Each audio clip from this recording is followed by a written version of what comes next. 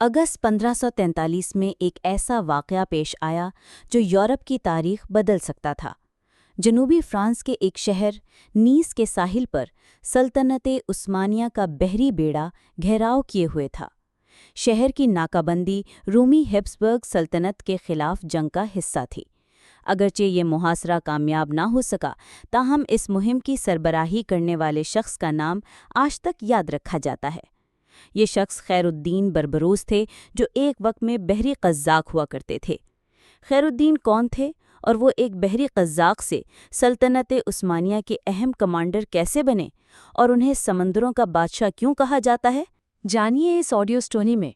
بحیرہ ایجین میں لیسبوس کا جزیرہ، جو موجودہ یونان کا ایک حصہ ہے، 1470 میں سلطنت عثمانیہ کے زیر تسلط تھا۔ اسی جزیرے پر سلطنت عثمانیہ کے ایک نمایاں ہیرو پیدا ہوئے، جو بعد میں بحیرہ روم کے بادشاہ بن گئے۔ پاشا بربروس، جن کے لقب کا اطالوی میں مطلب ہے سرخ داڑھی، اور ان کے بھائی اروج بھی وہیں پیدا ہوئے تھے۔ ہسپانوی اثر و رسوخ کے خلاف مزاحمت۔ بربروس برادران بحیرہ روم میں بحری قزاقی کر رہے تھے۔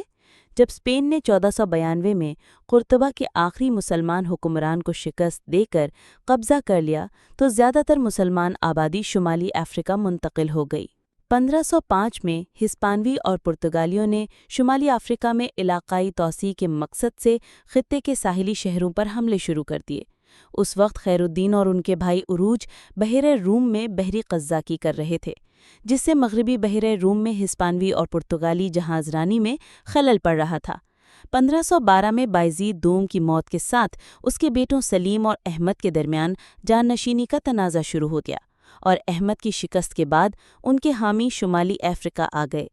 سلطان سلیم نے اپنے بھائی کو پھانسی دے دی، تو خیر الدین بھی ایسے حکمران سے چھٹکارا پانے کے لیے شمالی افریقہ فرار ہو گئے جو واضح طور پر ان کے مخالف تھے۔ خیر الدین نے ہسپانوی اثر و رسوخ کے خلاف مزاحمت شروع کر دی۔ اگلے 3 سال کے دوران بربروس برادران مغربی بحیرہ روم میں ہسپانوی اور پرتگالیوں کے خلاف بحری مہمات میں نمایاں ہوئے۔ سمندری ڈاکو ریاست۔ 1516 میں دونوں بھائیوں نے الجزائر شہر پر حملہ کیا اور اس کا کنٹرول حاصل کر لیا۔ ان کی کامیابیوں کو دیکھتے ہوئے عثمانی سلطنت نے انہیں مالی اور سیاسی مدد کی پیشکش کی، اور عروج کو الجزائر کا گورنر کا عہدہ اور خیر الدین کو مغربی بحیرہ روم کے ایڈمرل کا عہدہ دیا۔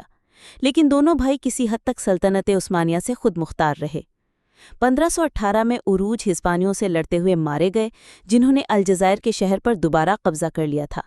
اس وقت خیر الدین، جنہوں نے بربروس کا لقب اختیار کیا، نے ہسپانیوں سے لڑنے کے لیے پیش قدمی کی اور عثمانیوں سے مدد طلب کی۔ وہ شہر پر دوبارہ کنٹرول حاصل کرنے میں کامیاب ہوئے، جو آہستہ آہستہ پہلی باضابطہ قزاق ریاست میں تبدیل ہو گئی، جس کی سلطنت عثمانیہ سے فوجی اور سیاسی آزادی وقت کے ساتھ بڑھتی گئی۔ بعد ازاں عثمانیوں نے الجزائر کو مغربی بحیرہ روم میں اپنے اڈے کے طور پر استعمال کیا۔ 1522 میں عثمانی سلطان سلیمان نے جزیرہ روڈز پر قبضہ کیا اور بربروس کو اس کا حکمران مقرر کر دیا۔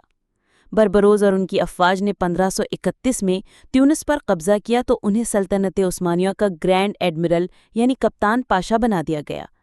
بربروس کی سب سے بڑی بحری جنگ 1538 میں وینس، جنیوا، اسپین، پرتگال، مالٹا اور پوپ کے بیڑے پر فتح تھی۔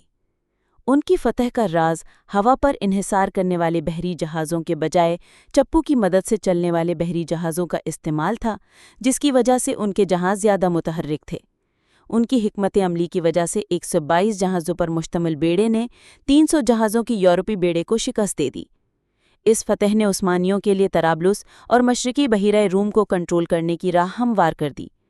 بربروس نے اس کے بعد 1543 میں ہولی رومن امپائر یعنی ہیبسبرگ امپائر کے خلاف فرانسیسیوں کی مدد سمیت کئی فوجی مہمات میں حصہ لیا۔ خیر الدین بربروس 1546 میں قسطنطنیہ میں وفات پا گئے۔